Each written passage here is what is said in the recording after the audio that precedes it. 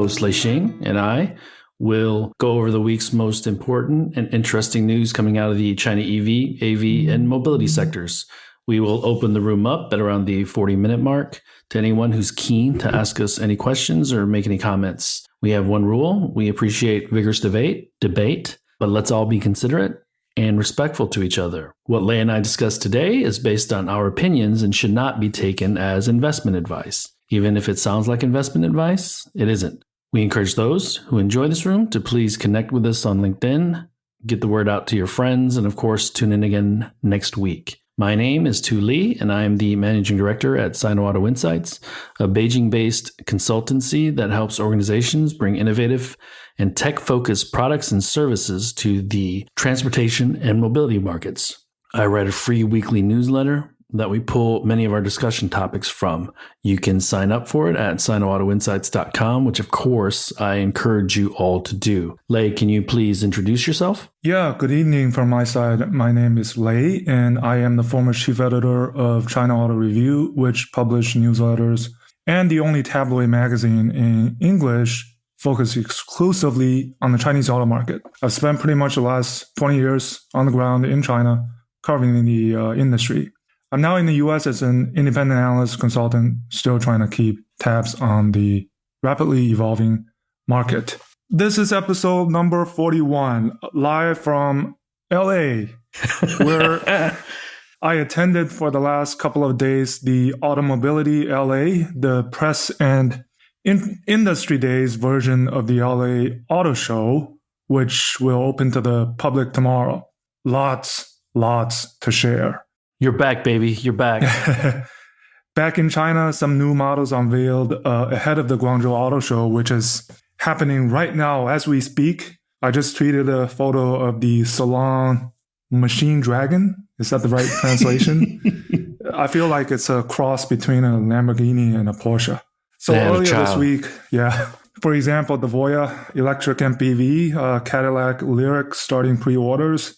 Baidu Apollo announced some milestones on the robotaxi, XPeng's new branding, and the G9 SUV, the official launch of the Avatar high-end brand from Chang'an, or shall we say from Chang'an, Huawei, and CATL.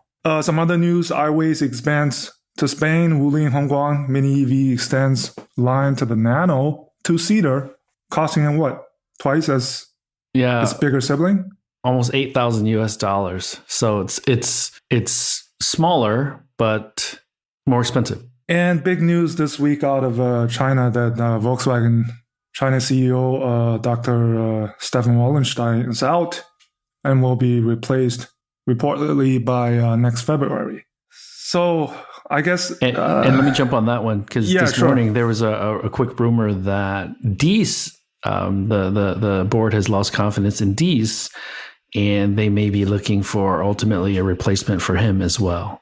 And that's being driven primarily because of China, probably. So, I guess let's start out with LA.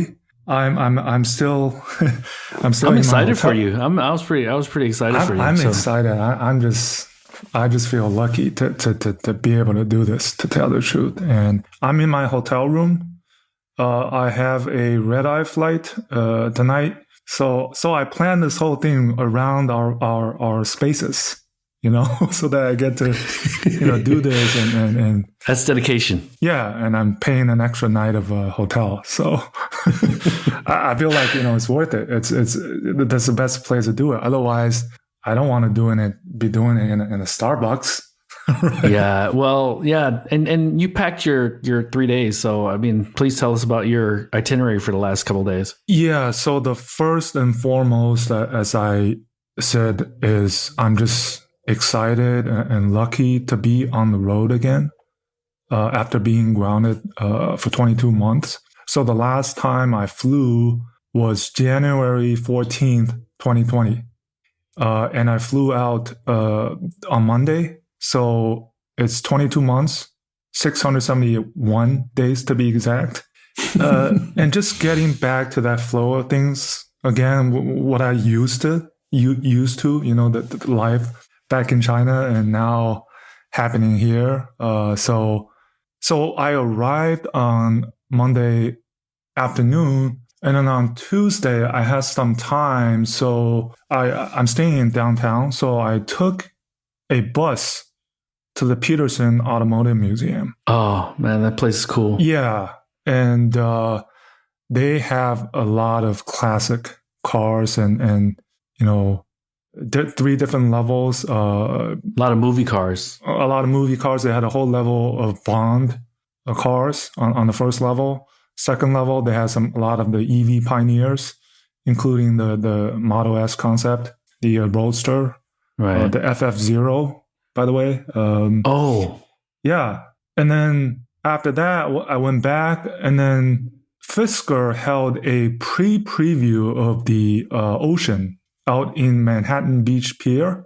So before that, I on my way, I dropped by the Rivian hub in Venice Beach, and I tweeted that I said I knew why it was worth, or part of the reason why it was worth $150 billion.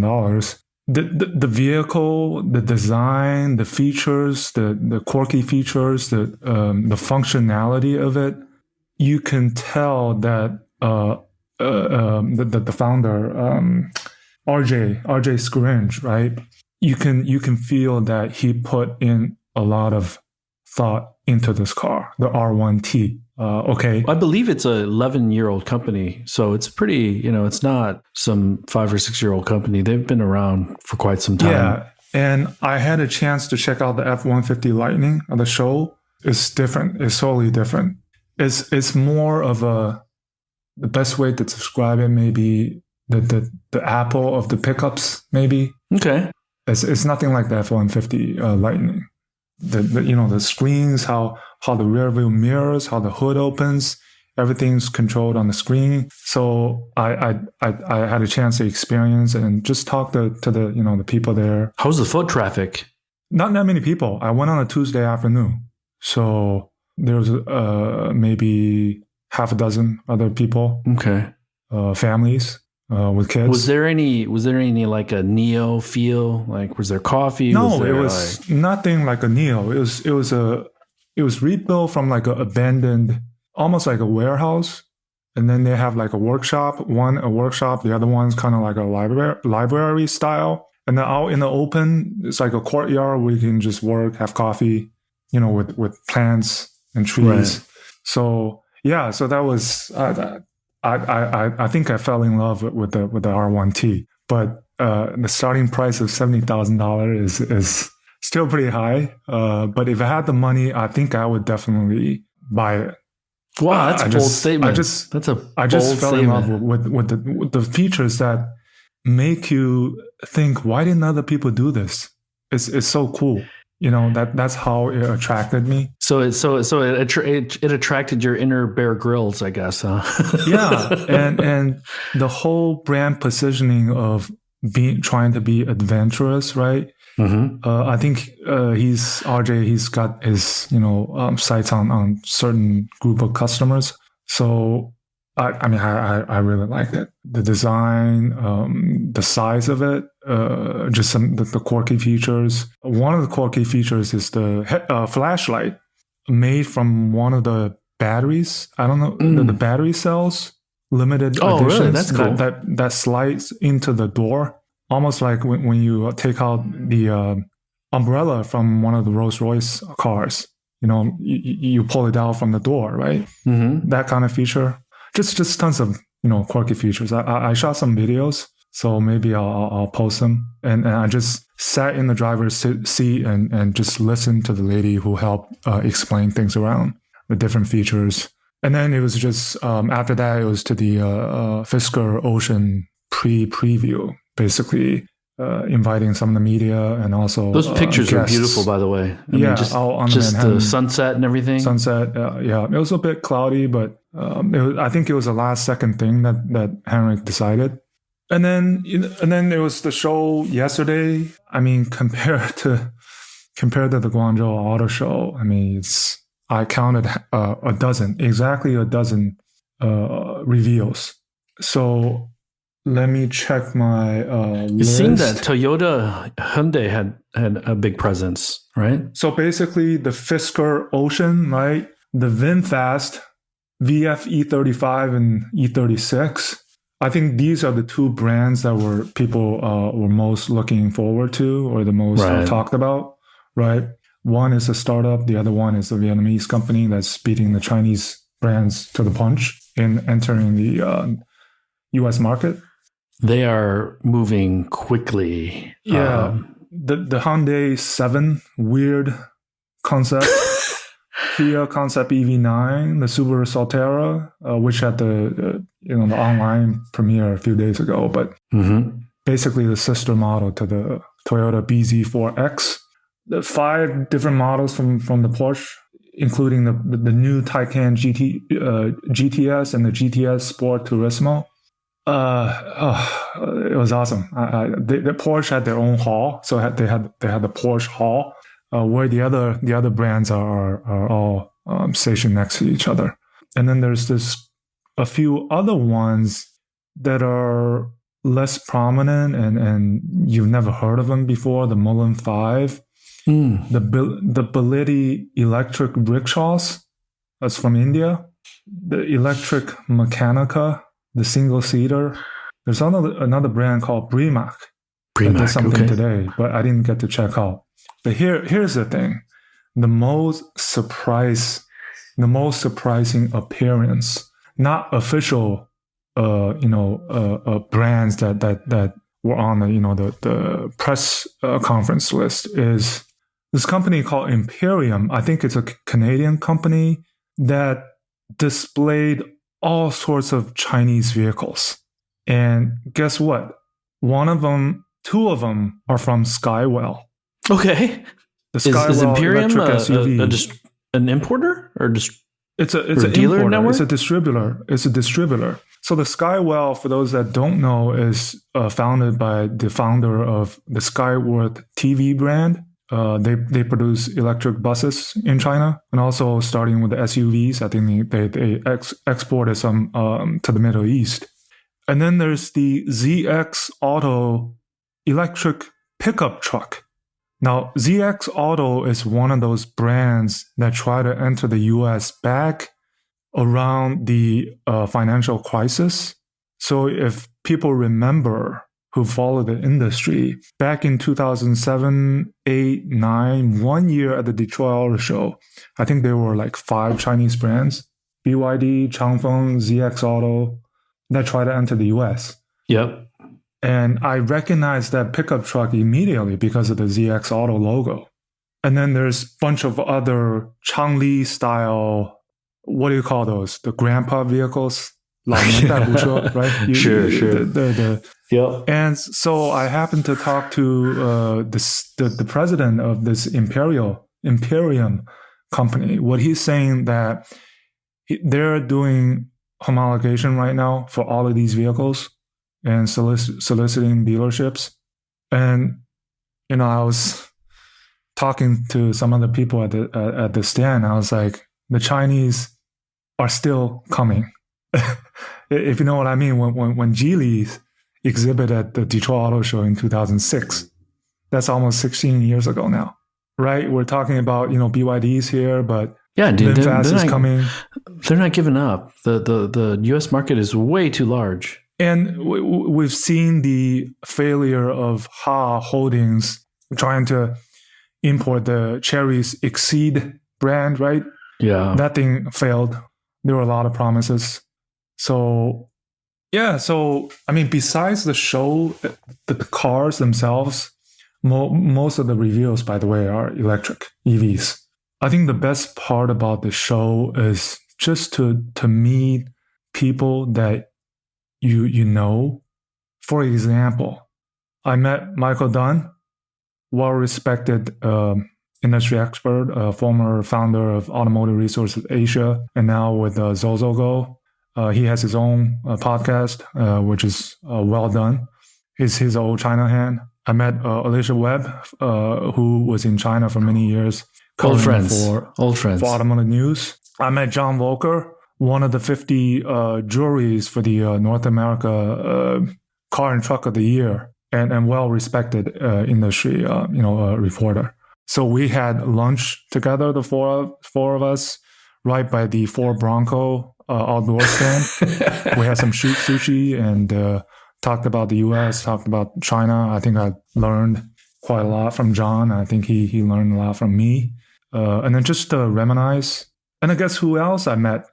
Jack Chung, the CEO of MIH under Foxconn. After you told me you saw him on LinkedIn post, I saw the post as well. So so I knew him from the Ford days. So this, decades ago, 2 decades, early 2000s when he was with Ford.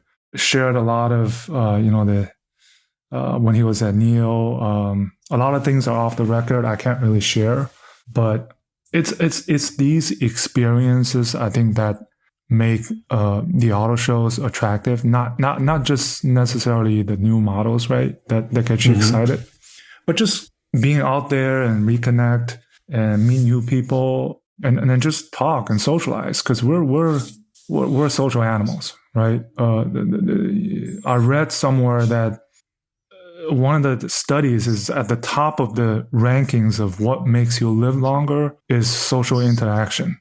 And at the bottom of that rankings is health.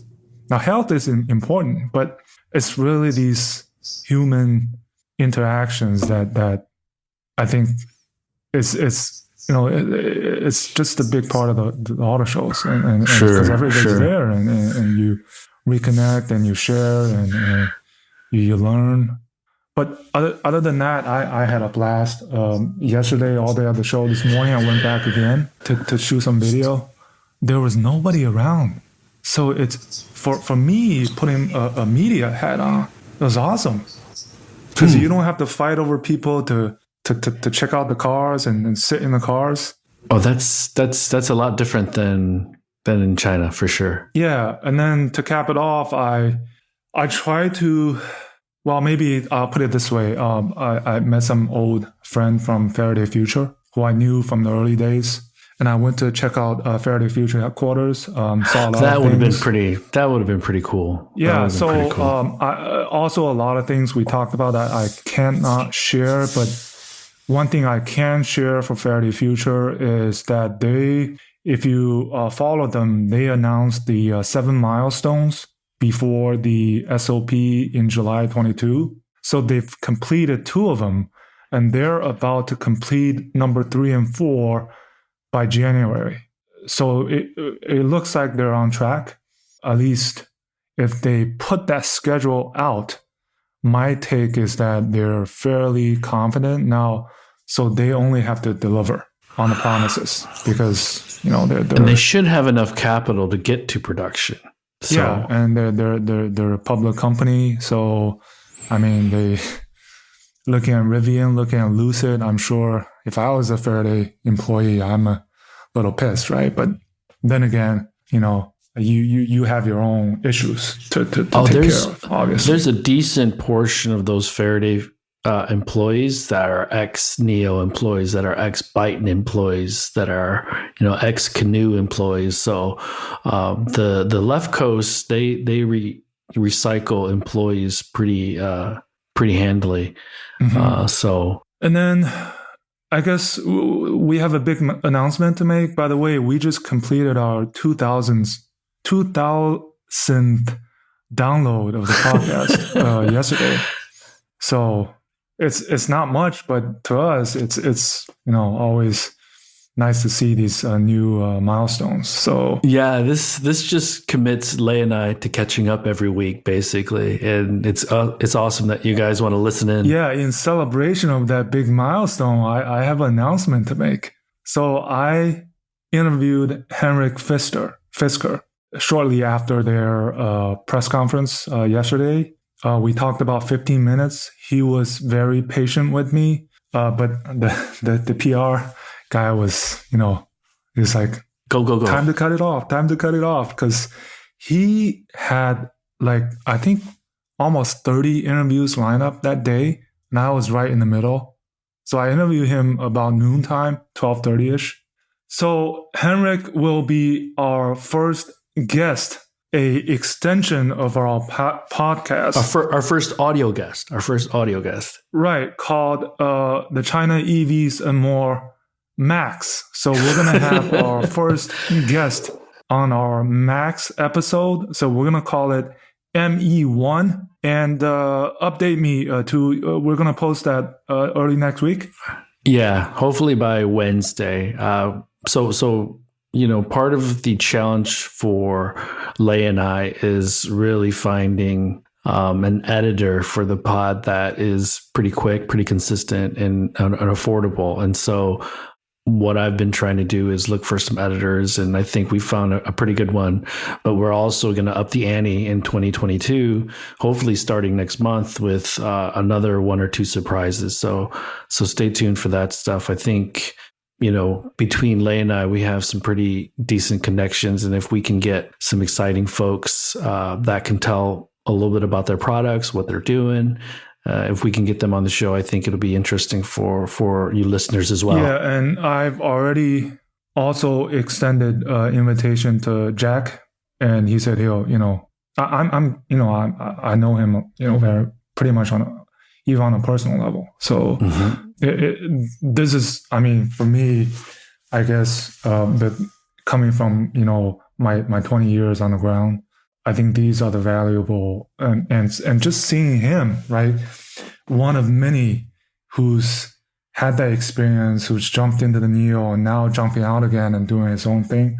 There's tons of people like him, right? Yeah, he's leading the way, right? Yeah, he did it with Neo. Now he's doing it with MIH. Yeah. So we're gonna try to have him as one of our guests, and we're working on several other ones. I don't know. Shall we share, or maybe we should wait? Yeah, let's just wait. Yeah, but some big shots we're working on. And the one thing that's important to note is that Jack is a big part of Foxconn's future within the automotive space or mobility space. So I think you'll see him traveling quite a bit, or in U.S. or Western media, as well as Chinese and Taiwanese media. One thing I can share is something I asked him about the MIH positioning. I asked him, can we say that it's almost like a tier 0.5? And he told me it's a tier 0.9. So just slightly above a tier 1, but not an OEM. So, he's with the MIH, this is all open stuff. So they're trying to be the platform integrator, right? With all these members and something that can be done. We're looking for a $30,000, $25,000, $20,000, or 100,000 RMB EV. That's still, by US standards. There's some that are out there in China, but we're still missing that kind of vehicle here in the US. That's connected. That's got the hardware and software. That's what MIH, I think, is trying to shoot for. The one thing that it reminds me a little bit of is when Baidu launched Apollo and had signed up a lot of partners very early on. And then it seemed like Apollo, the autonomous vehicle program for Baidu, seemed to kind of lose momentum with the partners. And so they pivoted and are now kind of sort of going it alone and have found 3 partners for the Apollo Moon, the hardware software stack, that is about 500,000 RMB. But it makes me wonder if MIH is going to be able to keep the momentum up with all the partners, or will it end up, Foxconn already has a brand. So is the current iteration going to hold, or will it have to evolve into its own brand and fold it into the Foxconn brand? What's the Foxconn brand again? Yeah, Foxtron. Foxtron, that's right. So Apple reached the all-time high today because I think there were some new rumors, right? Yeah. And the fact that I got to talk to Jack today, I'll just leave it at there, and then you can. Right, I think MIH is or Foxconn is setting themselves up for something big, I think. Well, and we should also say that Rivian, Tesla, I think Lucid is down in the market as well, which is what I expect. Not surprised at all, because I remember I tweeted that, just no matter how you look at it, it's just not justified, that type of valuation. But the other side is, the vehicle itself. I can definitely see it's a well made, well thought out vehicle. It's not a fluke, but the valuation itself is, that's bananas. Too much. Yeah. So for the Henrik interview, I can share some of the topics we talked about. So charging, I asked him about the charging strategy. So he talked a bit into detail on that. I asked him about the solid state batteries and LiDARs. He shared some views, totally different. Then the history is, I interviewed him at CES 2018. That's almost 4 years ago. And back then he was big on LiDAR and solid state batteries, but totally different views now. And then basically I asked him about some of the China plans, as well as the product itself, some of the future projections. So he's all about speed to market. He's very open. So he's very open. And you, at the beginning of this show, you asked me about, the LA Auto Show versus, the Guangzhou Auto Show or any other shows in China. I think this is there's part of police car. No. Just the way you get to talk to some of these big shots is a lot more easier. I think here, there's not much, besides the PR, asking me to finish up. Other than that, Henrik, he was very patient, and he knew me. So, and I think if it wasn't for the PR, I would have asked him some more questions. But I mean, he's a busy guy, and all the interviews lined up. I think by the time it was Reuters right after me, so I listened to it a bit. I can sense that he's he's already tired, but a little bit repetitive. I think me and from my background, I think I have a different perspective, so it would be different, and obviously putting more of a China context. And he was quite open and shared a lot. And you just have to wait for the podcast. Some good stuff. So let's move on a little bit to the GZ Auto Show. I wanted to let everyone know. I wanted to let everyone know that XPeng did end up massaging their logo and refreshing their brand a little bit. And I'll go over really quickly what He Xiaopeng said, I think it was yesterday or this morning, about kind of the repositioned or evolved positioning of the brand. So he had 4 different categories. Spirit was one, and relentlessly exploring. That's their spirit. For positioning, it's an explorer of future mobility. You can look at that and see that they're going to do VTOL or drones. So I think that plays into that. The vision is transforming future mobility with technology. So Lei and I, you and I have talked about in past episodes about them positioning themselves as the smartest mass market EV brand in the world. And that plays into that and leans into that. And then their values moving forward. And again, this refresh is currently only for the domestic market, and we'll start to see the new logo in early 2022. The values are intelligence, quality. The new logo is on the G9, by the way, right? Yeah. Mm-hmm. And intelligence, quality, exploration, vitality, and sustainability. So I have to think back to NIO and Rivian, because I think it's easy for us to recall what their brand represents, right? Rivian has done a really good job, I think, in just reinforce that every single customer touch point, whether it's online media, whether it's the TV show on Apple TV, Long Way Up, it's just reinforced this outdoor, intelligent, kind of contemporary style that embraces kind of like the outdoor person. And NIO, we talked about this before, they almost went bankrupt because they invested so much in branding in customer engagement, in user experience, but now it's become really an asset. And I think that this is an opportunity for XPeng, as they're still on a high, to really carve out that positioning, because we've been talking about this for 40 episodes now. The competition in China is getting much more intense. And what we're seeing in the United States now is kind of the roots or the shoots of that competition really starting to take hold. And I was interviewed by Sophia Yen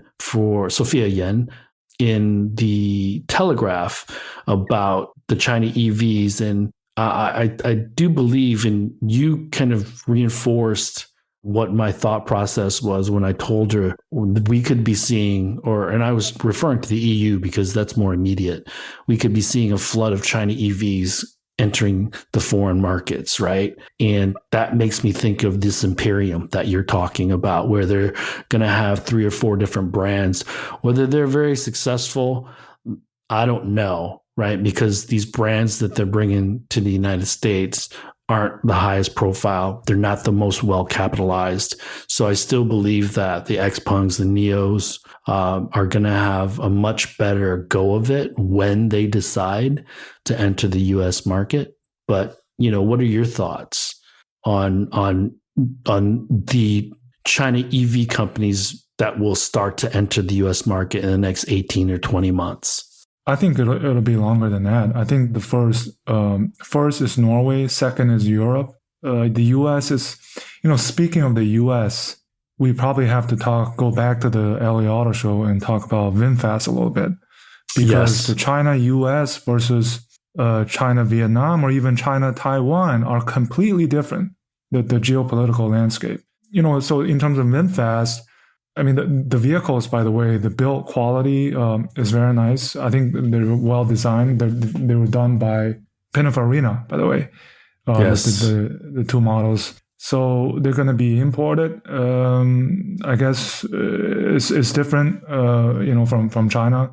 I don't believe there to be a 27.5% tariff on Vietnamese imported vehicles into the United States. Right. I've heard of the same thing. And also, the EVs and they're putting their U.S. headquarters in L.A., right? Yeah. It's a statement. And I sent you that picture of the woman. Yeah. That's the U.S. CEO. It looks like they have some capable management team. And now with the former Opel CEO at the helm. So let me give a little bit more background on Vinfast. So the richest man, and I kind of mentioned this last week, but the richest man in Vietnam started a holding company called Vingroup. And Vingroup does real estate. They do retail. They do now they do mopeds, and now they're doing electric cars. But Vinfast actually started in Vietnam with one petrol engine, small little crossover. So they're already building cars. The factory is in Haiphong, which is just outside of Hanoi, and is also where Ford has a factory. So I want to say 16 months ago, they opened a facility in Silicon Valley, more of an R&D center, to try to get some of the connected and the autonomous features sorted out for their Vinfast. And they were looking, 6 months ago for an IPO or a SPAC, and we're targeting a $40 billion valuation. Now, we laugh at that 6 or 8 months ago, but with Rivian and Lucid well over what we think they should be valued at, maybe that 40 billion wasn't so far-fetched after all. And I look at Vinfast, and what they're doing is kind of being or portraying themselves a little bit as a counterbalance to the Chinese EV companies. And they see an opportunity to be first to market in the US quicker than the Chinese EV companies. And if they can do that, and the vehicles that are exported to the United States are at the quality and reliability levels, or world-class quality and reliability levels, then they can carve themselves out a nice little niche and they can have a price advantage. And I'll look this up to make sure I know what the tariff rate is on cars shipped from from Vietnam to the United States, but I don't believe it to be 27.5% tariff.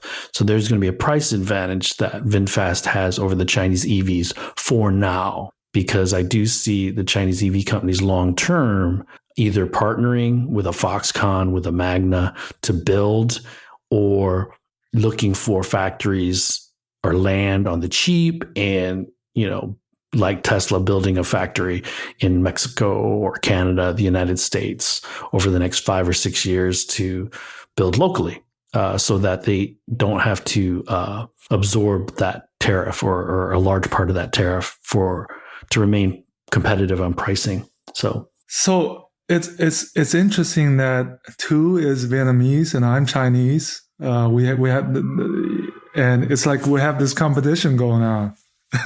So the Vietnamese kind of beating the Chinese to the US. There's this competition. So I'm like, come on, let's go, China. and VinFast it's part of a huge Vin Group conglomerate, right? So it's only part of the group companies, but it looks like their time schedule is, only roughly a year from now, they want to be starting deliveries in North America.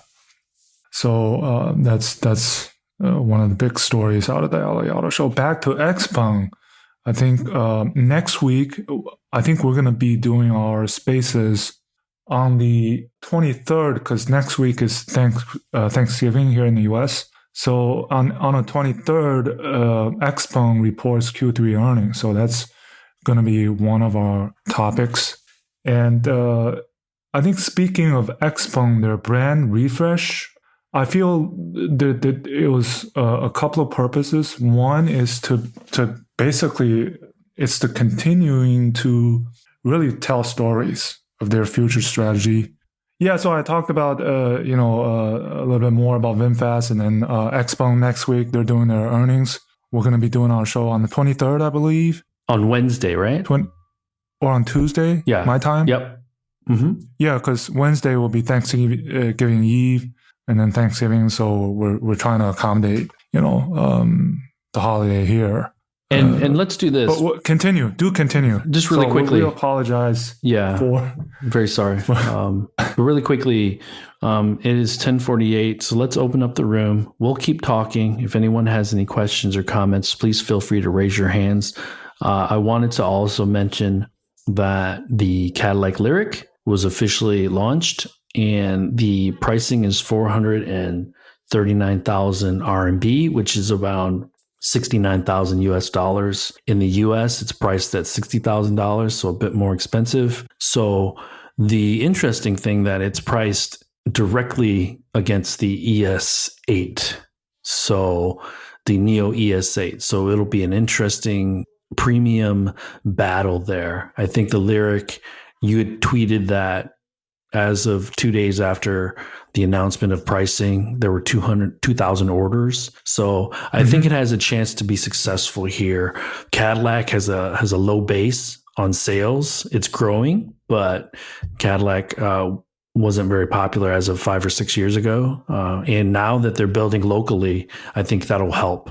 Well, Cadillac over the recent years, their brand has been diluted a little bit because their sales volumes have gone up, but at the expense of discounting. Yes, heavy discounting at dealerships. So I think it was 439K starting price. Yep. I think it looks nice. That's pre-sale. I think it looks nice. I think the actual pricing, they might try to get it close to 400,000 right. 400K. And an update, the Salon new car suggested retail price of 488K. Wow. Okay.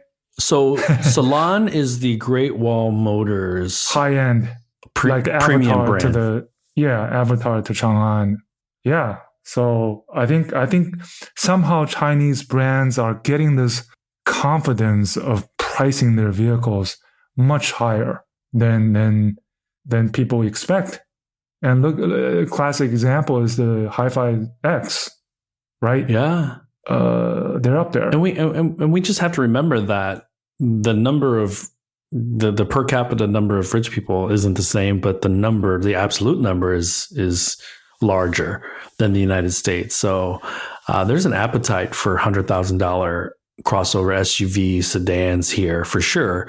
Taycan is super popular here. I think the e-tron sells really well. This e-tron sedan sells well, at least initially. Mm-hmm. So Audi did an event launch announcing the Audi Q5 e-tron. That's the first electric model from the SAIC Audi entity. Yeah. And then I was talking about XPeng's brand refresh. I wanted to say that there were a couple of aims. One is to just a chance to continue to tell a story. Okay. That's one. And then two, I think the tweak is actually good. I like it. Yeah. Before, it was kind of a cross right in between the X, right? Yes. Now they've closed the gap kind of from the up and down, but on the sides there's this rectangular opening. That's making it more like almost like a wings, like a butterfly. I guess that's just multimodal mobility. Taking off, right? Things like that, flying cars, and then just tweaking it to be slightly different than the Polestar. I always feel the XPeng logo and Polestar logo, some people might mistake them. And now it's a bit more distinctive. So yeah, I think it was good. And let me add that storytelling is an integral part of marketing, because you create same for Rivian. You can create a compelling story. People will be engaged with that. If you're cold, if you're not able to relate, it's a lot tougher to get people to open their wallet and spend 200, 300, 400,000 RMB. So I think kind of going back to trying to be more family oriented with the P5 and showing the dad with the son in the marketing document. Those are the kind of things that I feel is a little more Western style marketing than traditional Chinese. But we also know that cars take a little more of connecting with the consumer than regular consumers' products. So the other thing I wanted to really talk about for a minute is the Baidu Apollo numbers that came out for Q3. So Robin Lee said that there were 115,000 rides in Q3. They've accumulated over 10 million miles, which is up 189% year over year.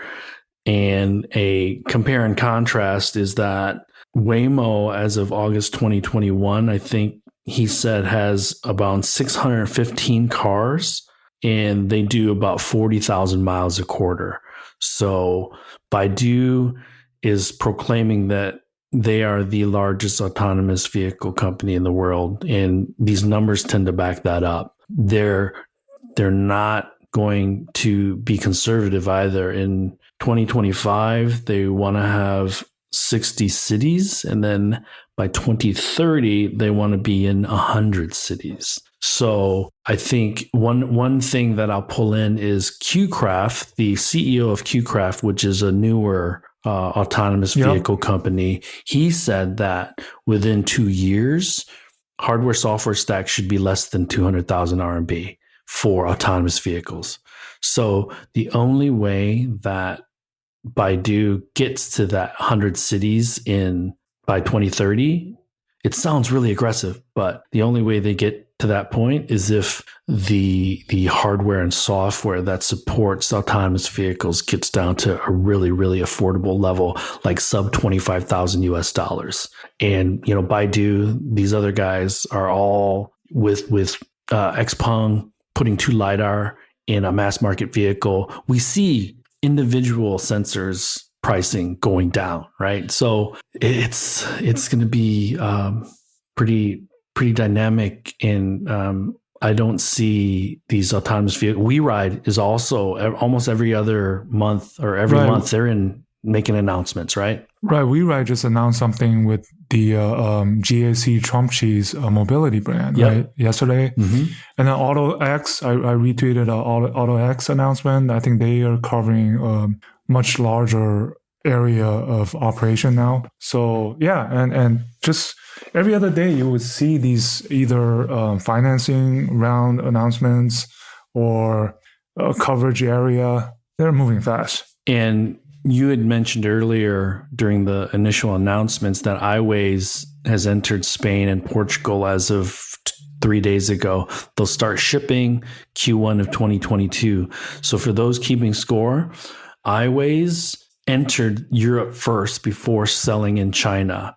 And they have one vehicle called the U5. It's a smallish SUV that costs around 40,000 euro. They are currently, or with the addition of Spain and Portugal, are in 9 countries in Europe, 8 countries in the EU, Germany, France, Spain, Belgium, Holland, Denmark, Italy, and Switzerland is not part of the EU. So we'll say part of Europe. So Switzerland. So they are continuing to be aggressive into the European market. And I could totally see them needing to raise money early next year sometime because they are launching the U6, which is a little bit larger and a little bit sportier to the European market. And so will they ultimately get paid? Will ultimately iWays get payoff for entering early, you think? But I think a lot of those vehicles have been toward fleets, I believe. And somehow I just think that they also need to be successful in China. But I've never seen a case where a Chinese startup brand would be successful first outside of China, but not active in China, or at least not having the significant volumes. That would be a first. I've never seen that. I've never seen the ZX Auto. I've never seen the ZX Auto car in China. Have you? Well, you live in Beijing, and the pickups are banned. Yeah, that's right. Good point. So, anything else you want to talk about? Does anybody have any questions or comments? The other thing is just Volkswagen. What's going on in Volkswagen, China? So, the only thing I'll say is that just the entire situation is just a scapegoat. Wallenstein, over the years I've interacted with him, he's done as a good job as you can do. I don't know if anybody could have done a better job. And whoever is replacing him, I don't know. They already have a rumor that I think his name is Seitz, ex-Daimler guy. Alexander Seitz, who used to be, for a while, he was one of the Audi board members for finance, IT in China a few years ago. Right. So, so he knows about China. He's a finance guy, but I don't know if that's the right replacement. I would question that. I don't know why, and this is a head scratcher to me. I don't know why they wouldn't consider raising the profile of a local employee. And Wallenstein has been a long time China hand. Yeah. He knows the market, right? He's willing to try new things. He's open. Of all the CEOs that I've interacted with, the person, Dr. Heisman, before him was old, very strict, and then the one before him, Winfried Wahlen, was even more strict. But during the Winfried Wahlen years, Volkswagen had some of the biggest growth in China from their MQB products. But it's just a matter. I think it's just unfortunate that the pandemic and the ID is not starting well. Well, you hit the nail on the head. To me, it's more of a product issue than a management issue. Yeah. That's not going to be solved in China, right? Because they're obviously not taking feedback from Volkswagen China with regards to design in Wolfsburg.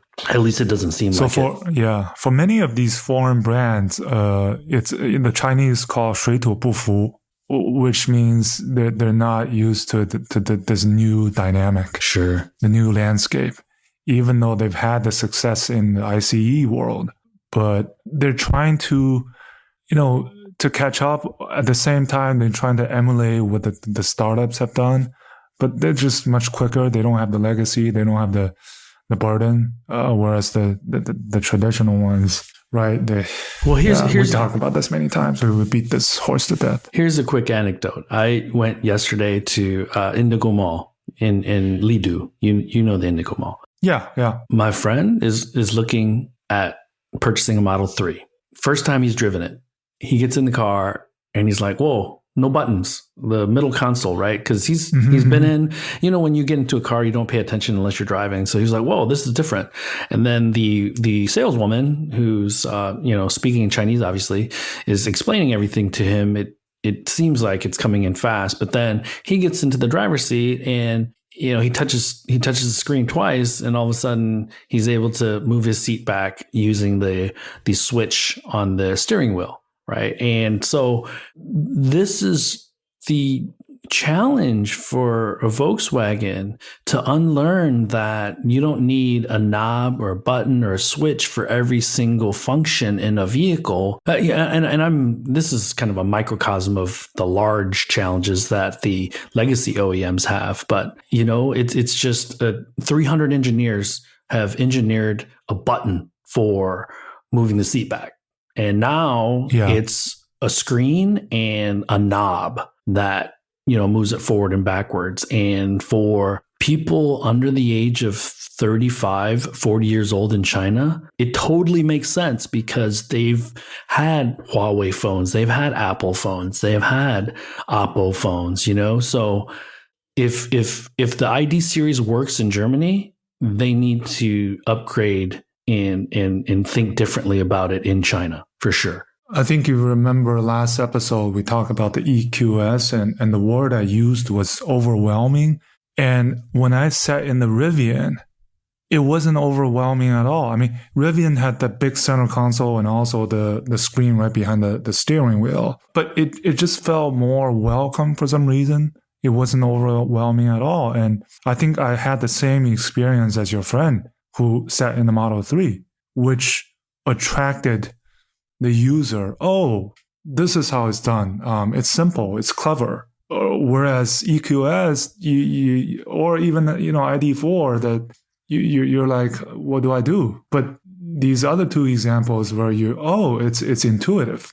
Yeah, that this thing's done this way, and so I think that's kind of differentiates. And we had joked about it last episode where you said EQS. You're not the target market, but I guarantee you're in the sweet spot for the Rivian target market, right? So that's why it makes sense to you. Yeah, if I had the money, I would definitely I'll put one on order. Come on, you got to upgrade that Buick. You got to upgrade that 15-year-old Buick that you got, right? Taylor knows how what it is. It's a very old Buick I bought from my mother. That's being my leg right now. Oh, geez. But the other thing about being in LA is just not having to drive. I just love. I feel like I'm back to Beijing, right? I did a few lifts. I took the buses a couple of times. I walked. Why Lyft before Uber? Why Lyft and not Uber? Huh? Why Lyft and not Uber? I don't know. I like Lyft better for some reason. Because I experienced the Lyft in CES when they did the when they're doing the robotaxi. Mm-hmm. Now it's motional, but somehow I just liked it better. Maybe because of its pink brand, the CI. I like it better. Speaking of ride hailing, rumor has it that Didi is going to be exiting the box in the next few months. That they're kind of going to be off punishment. So we will track that, and I want you to get some rest for the red eye. I think we should close up shop unless anyone has any questions. And then... No, I'm fine. Well, next week, we can talk a little bit about the Fisker interview that you had. We can talk a little bit about the G9. And maybe once you've gotten a chance to sit down, we can unpack a little bit more of the GZ Auto Show. I think that would be because GZ Auto Show is going on right now as we speak. So... Yeah. Like you said last week, those numbers, the 220 square meters. XPeng is doing their conference right now. Oh, yeah, that's right. It kicked off at 11 o'clock. So you guys can probably see on Twitter the live feed of what the G9 looks like. So yeah, unless anyone has any last second questions or comments, I think we can close the room up. Alrighty then. So I want to remind everyone that for those that are tuning in today, but would be interested in listening to any previous episodes, we have posted them as podcasts on, Apple, on Google, anywhere you can download podcasts. Just look for China EVs and More. I think you can look specifically at what the subjects are in case you have a particular interest. So please feel free to have a listen to any of the older episodes that you weren't able to attend in person. And just a reminder, next week it's going to be on Tuesday, my time, Tuesday evening. That morning, XPeng will have announced their Q3 earnings. Did we congratulate Lucid for winning Motor Trend Car of the Year? Let's talk about that for a minute. I think that was pretty significant, Yeah, last time, 2012, I think, was when the Model S won, right? So it's been 9 years. Well, the Bolt won too, I think. So to be fair, 2016, I think the Chevy Bolt won. But now it's not even being built because there's a battery issue.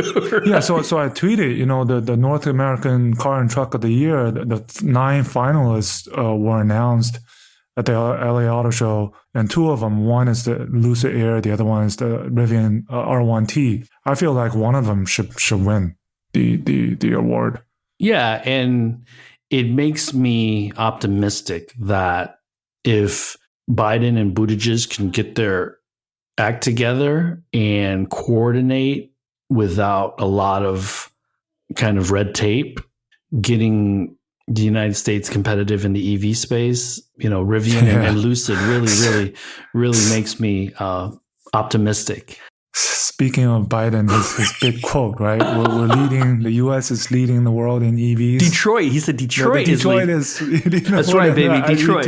I said leading the world in EV ambitions. I'm okay to consult, Detroit Inc. I just go back to my hometown, right? I think they could use us, Lay. So hey, I did. Yeah. Before we forgot, I wanted to congratulate the Lucid team, because that's a huge accomplishment. Yeah. Because to your point about the Rivian $70,000 R1T, that Dream Air is aspirational for me too at $170,000. Yeah. So, but awesome. Looking and then GM opening the Factory Zero yesterday, right? With Biden, this sucker is what did he say? This sucker is something. Right? Yeah, I haven't seen it. I need to watch it because oh god, I love that Detroit and GM, Ford are kind of back in the news in a good way, optimistically, because I still have family members that work and live there. So anyways, we'll end it on that. Congratulations. And then we will see everyone and talk to everyone next week. Thanks for joining the room today. Good morning, good afternoon, and good evening. All right. Same from my side. And just really, again, excited to just go to an auto show again. And looking forward to summarize some of the sights and sounds, through my other platforms. And we'll talk about more about Guangzhou Auto Show next week and XPeng. Have a good weekend, everyone. Bye. All right. Talk to you. Bye-bye. That brings us to the end of this week's show. Lei and I thank you for tuning in. My name is Tu Lee, and you can find me on Twitter at Sino Auto Insight. That's SinoAutoInsight. You can find Lei on Twitter at LeiXing77. That's LEIXING77. If you wouldn't mind rating and or reviewing us on Apple Podcasts, Spotify, or wherever you grab your podcast from, we'd appreciate that as well. Even better, if you enjoy this show, please tell your friends about it. Please join us again next week as we track down all the latest news on China EVs and more.